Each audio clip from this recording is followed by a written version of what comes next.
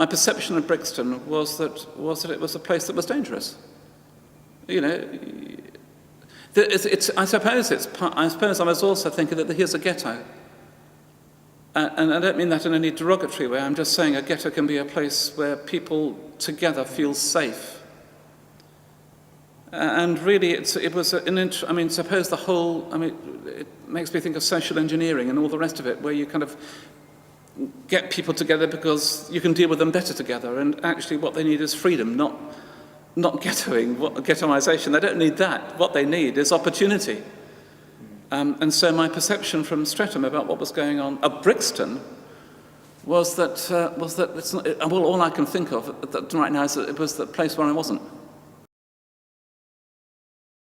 I think I was in Streatham during the Brixton riots, and I felt, I think if I'm honest, I felt, well, this is a safe place to be, Streatham.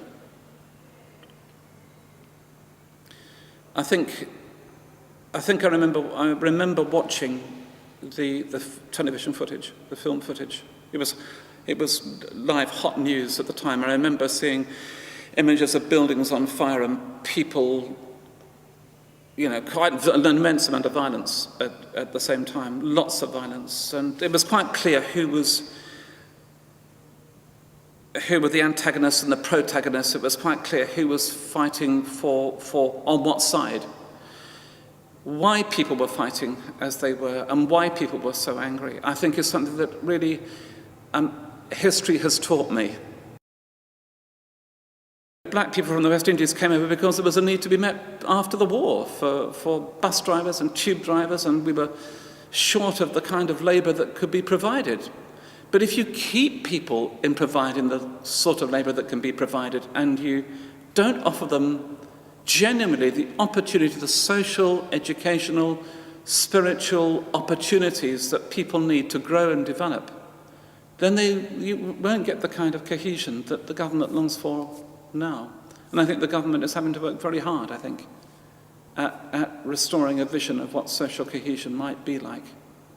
Very hard indeed.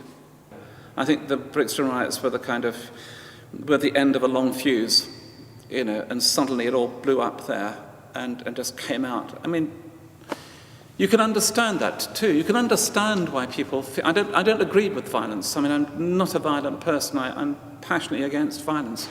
But you can understand why people, if there's no other way open to them to be represented and have a sense of their own dignity and their place in society and in communities, that then people find the next best way. If people will not listen and act, there's too much listening that goes on, really, and not enough acting. Listening is the big word. Well, actually, listening and acting are the same.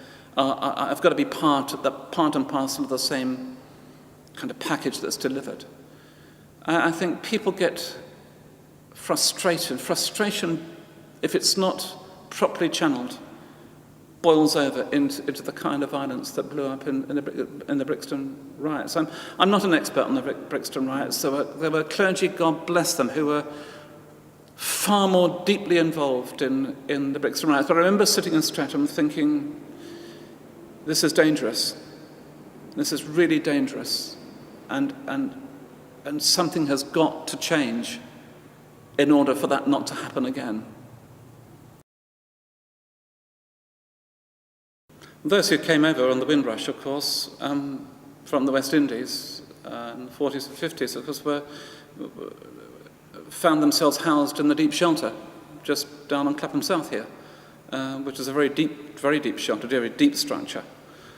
So as soon as people come here, the first message we give to them is, here's a whole, this is where you belong, or here are the worst parts of the country, where the housing isn't so good. That's where you can live. And I think that the church, to its shame, still lives with a legacy, although it's a legacy that's being repaired, a legacy of rejection, and just being honest about that and facing up to that, and being straightforward about that, I think is really important.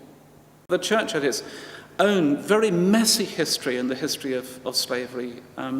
Bishops owning plantations and slaves and all the rest of it. I mean, what was going on? Who did we think we were? Who did we think we were to be able to to treat people in such a cavalier fashion. They didn't get at the idea that, when you're in Christ, there's a new creation. Things are different. So you have to act differently, and you have to believe differently, and you have to belong differently.